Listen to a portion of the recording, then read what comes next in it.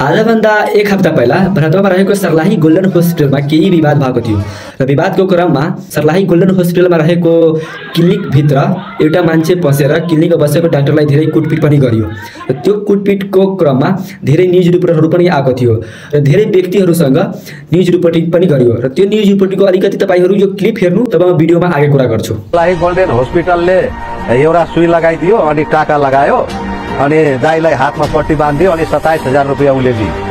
प्रशासन मौन एकदम र यो दुईटै हस्पिटलले त्यतिखेर ठूलो जाय जति गरेको 1 घण्टा बस्न पाउँदैन 27,000 28,000 के रे मलाई अनि त्यो आइमाईलाई चाहिँ जम्मा जम्मी 1 घण्टा चाहिँ राख्नु भयो होला यहाँ हस्पिटलमा। पैसा चाहिँ सुरुमा मलाई चाहिँ एकैचोटि भन्नु कि 60,000 तिम्रो बाँकी छ 60,000 दिनुपर्ने अनि मात्रै बिल दिन्छु भनेर।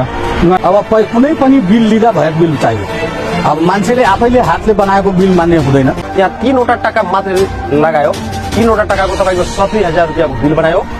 यदि गैर कानुनी हिसाबले कुनै यदि त्यस्तो अस्पताल यदि चलाइरहेको छ भने यथाशीघ्र त्यस्तो अस्पतालहरूले चाहिँ कारबाही गरेर त्यो बन्दको उसमा चाहिँ लिएर जानुपर्छ प्रक्रिया। त्यो हेर्नुभयो तपाईहरु कस्तो खालको यो प्राइभेट हस्पिटलहरु छ जुन एउटै इन्जेक्सन लगाएर र अलिकति बेन्डेज गरेर एकैचोटी 27,000 28,000 को बिल बनाइसकेको हुन्छ यिनीहरु र यो विवाद यति ठुलो भइसक्यो कि हाम्रो मध्य प्रदेशको मुख्यमन्त्रीलाई यो झडपलाई सुझाउनको लागि आउनु पर्यो र हाम्रो भरतपुर नगरपालिकाको एसपी पनि थियो त्यही र म यो भिडियो मार्फत मध्य प्रदेशको मुख्यमन्त्रीज्यूलाई जति पनि मेयर छ उपमेयर छ सबैलाई यो अनुरोध छ कि सबै प्राइभेट हस्पिटलहरुलाई बन्द गर्नु पर्यो न त यिनीहरुलाई प्राइभेट हस्पिटलहरुलाई कानुनको दायरामा बसेर चलाउनु पर्यो न त यिनीहरुलाई बन्द गर्नु पर्यो प्राइभेट हस्पिटलहरुलाई र सरकारी हस्पिटलमा सबै सुविधा गर्नु पर्यो। यही अनुरोध छ हाम्रो यो भिडियो मार्फत। हस् धन्यवाद। जय नेपाल।